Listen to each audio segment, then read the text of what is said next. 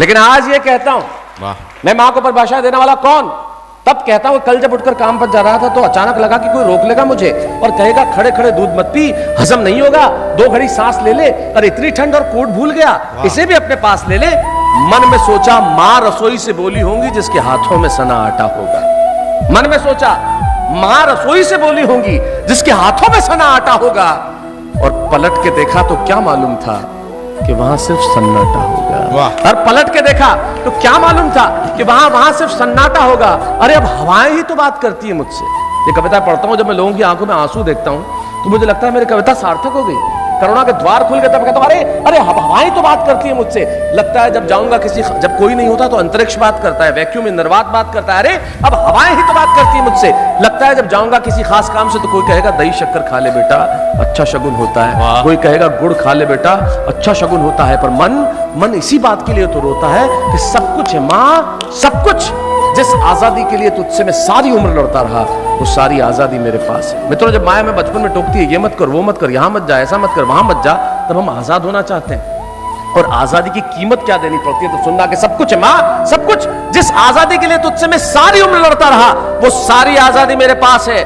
फिर भी न जाने क्यों दिल की हर धड़कन उदास है। कहता था ना तुझसे मैं वही करूंगा जो मेरे जी में आएगा। आज मैं वही सब कुछ करता हूं जो मेरे जी में आता है। बात यह नहीं है कि मैं जो चाहूं कर लूं, मुझे कोई रोकने वाला नहीं है। बात है तो इतनी सी, सुबह देर से उठूं ना तो कोई टोकने वाला नहीं। वाह वाह, आप तो खुद कवि हैं साहब।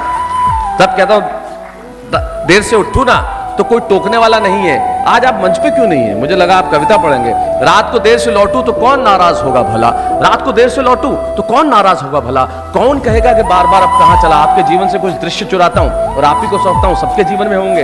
रात को देर से लौटूं तो कौन नाराज होगा भला। कौन कहेगा बार बार कि अब कहां चला। दोस्तों के साथ घूमने पर उल्हाने कौन देगा, मेरे वो तमाम झूठे बहाने कौन देगा।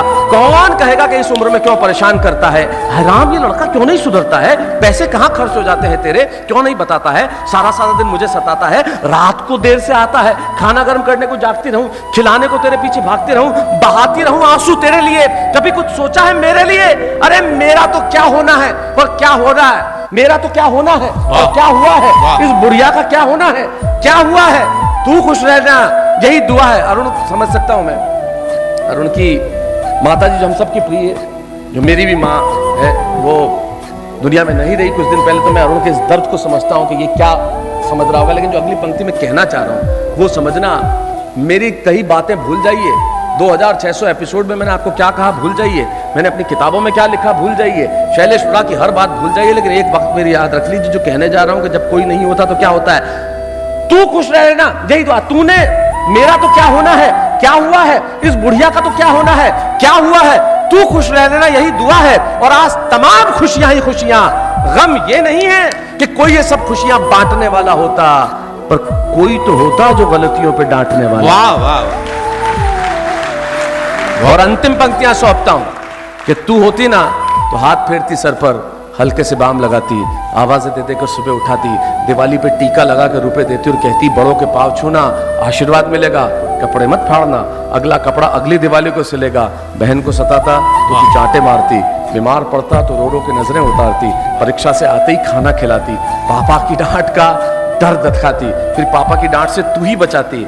इसे नौकरी मिल जाए, ये तरक्की करे, दुआओं में हाथ उठाती और तरक्की के लिए घर छोड़ देगा, ये सुन के दरवाजे के पीछे चुपके चुपके आंसू बहाती। सब कुछ है माँ, सब कुछ। आज तरक्की की हर रेखा तेरे बेटों को छू के जाती है, पर माँ हमें तेरी बहुत याद आती है।